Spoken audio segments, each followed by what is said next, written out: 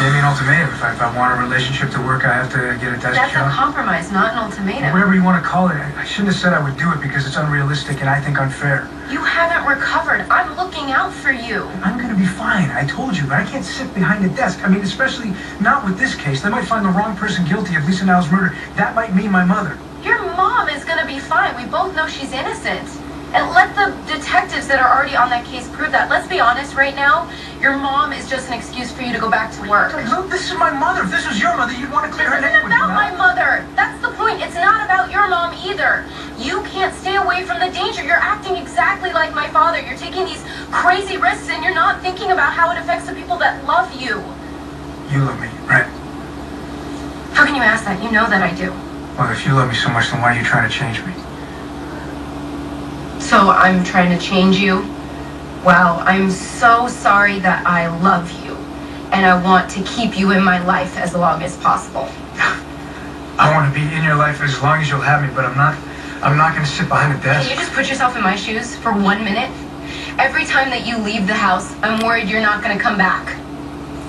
People get shot, people die. You've come close now twice. If I'm trying to change anything, it's your odds. Problem is, I didn't become a cop to sit behind a desk. I don't want to push paper. I don't want to write up parking tickets. I want to be out on the street. Risking your life. Yes, if that's the case, so be it. That's who I am. That's who you fell in love with. I fell in love with the guy who used cheesy pickup lines and who introduced me to the opera and taught me more about baseball than I ever wanted to know, not your job. I fell in love with you. So that guy. I love the opera and baseball, and I got loads of cheesy pickup lines. And I also love being a cop. But you're gonna have to accept that. Or what? I want you to love me for me. All of me. Not some idealized version you have of me in your head.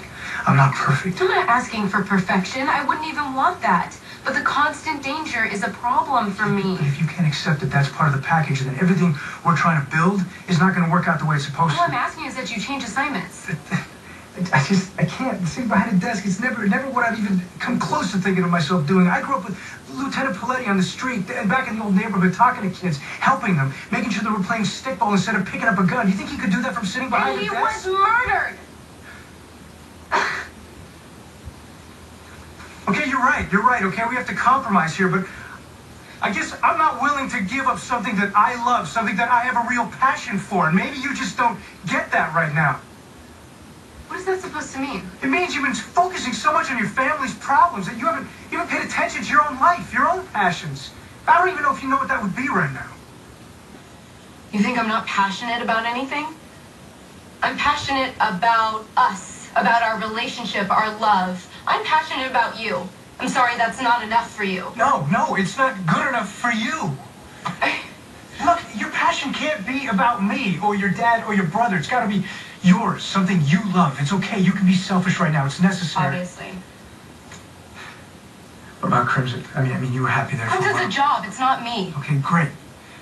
You figured that out. Now, try to find something else, anything else, as long as it's about you and not me or your family or anybody So I'm else. a bad person for caring about my family and wanting to make sure they're okay. Isn't that exactly what you're doing with your mom right No, now? I don't think so, actually. I think it's different. How?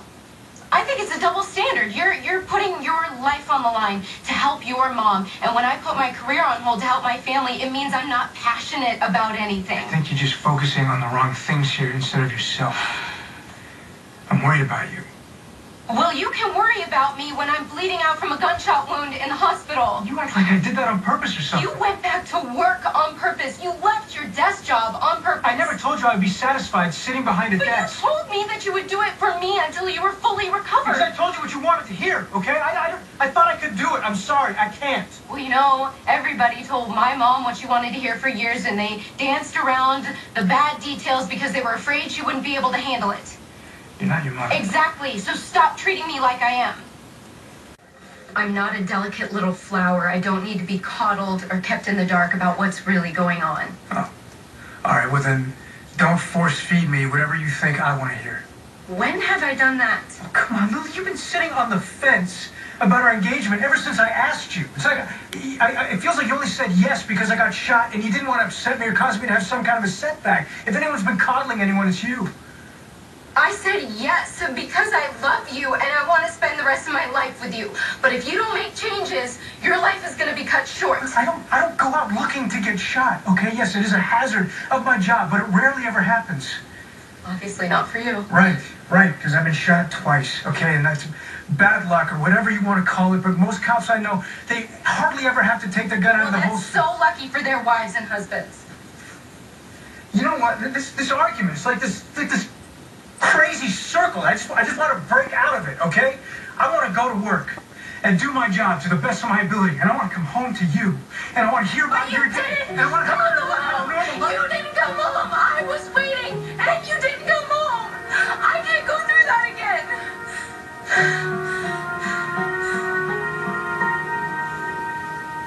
You can't live your life by worrying about what might happen next. You never get off the couch. I mean, you wouldn't get in a car. You wouldn't get on a plane. None of us know how long we have on this earth. I realize that. But there are safer ways to live, which is why there are seatbelts in cars and planes, and there are crosswalks in the streets. That's why I carry a gun when I go into a dangerous situation. Dante, that's the thing about your job. You don't know when it's going to be dangerous. You're right. That stuff is out of my control, so you have to decide if it's something that you can live with. You're acting like I'm being unreasonable for wanting you to be safe. All I want to do is make the best of the moments that we do have. Okay, by living together and laughing with each other and loving and living every moment to the fullest. That's all I want to do. So this is going to be your way. I'm not going to argue with you anymore, Lulu. I love you and I want to be with you more than anything. But I can't change. So that means it's up to you to decide. I don't want to lose you. If you change me, you kind of already are.